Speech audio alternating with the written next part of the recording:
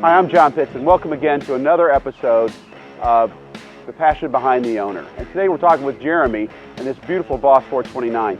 Jeremy, this is truly a beautiful car, and this one has a story that everybody has to hear. So tell us about, one, your passion for cars, where it started, and how it ended up back here.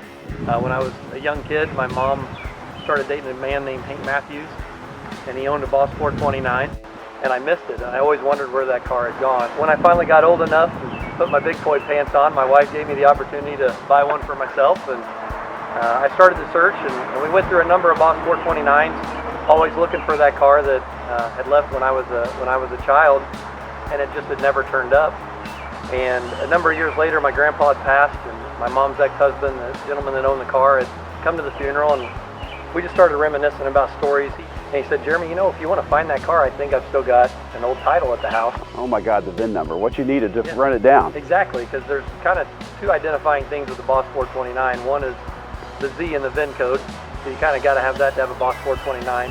But the other thing is they all had their own NASCAR number. So when these cars were built to homologate the engines for NASCAR, they were given a specific number so they knew how many they had built. And that particular car was KK1710, and I did not know that without the VIN number. About 6 months later, I was on a registry forum for the Cobra Jet Mustangs and just kind of browsing and looking, and a gentleman had all his cars listed in his signature, and right there was Boss 429 KK1710.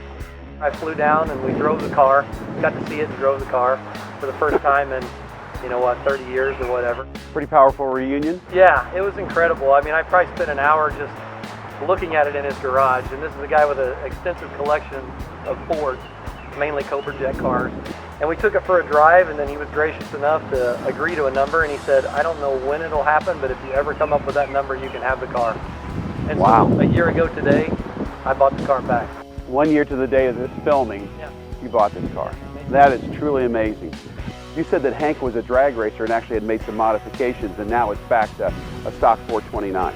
So the thing about a Boss 429, especially a 69 Boss 429 versus a lot of the other muscle cars, is the number of parts that are one-off for this car. Okay. So this engine never ran in another car other than NASCAR, where it ran in the Talladega.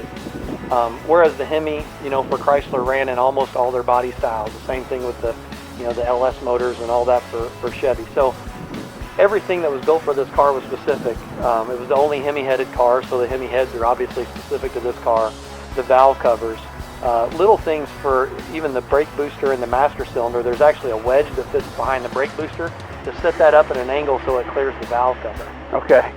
When the cars left Ford, they were typically Q-code Cobra Jet Mustangs, and it wasn't wide enough to fit this engine in the engine bay, so they take these out, didn't they? Yeah, so they had to cut the shock towers and car crack, welded those in for Ford to be able to shoehorn this motor in there. So you can't just take a 69 Mach 1 and put a Boss 429 engine without some serious modification. Yeah, the higher the rarity, and a lot of these parts were 1 year only parts, I think 69 only. That makes it really rare. So, correct. Well, thank you for sharing your passion, and what a great story. So this car finally found its home, and it returned back to its original owner, or actually one of the people that enjoyed it at a young age. So that's what the car hobby is about. That's what the story's about, and that's why we're so passionate about it here at Carmar Automobilia. Also, we want to thank our great sponsors, Classic Auto Insurance, because without them, this wouldn't work. Jeremy, thanks again for your time. Agreed value, mileage rollover, and tiered mileage plans. Classic Auto, insuring your vehicle, insuring your passion. Call or click Classic Auto today.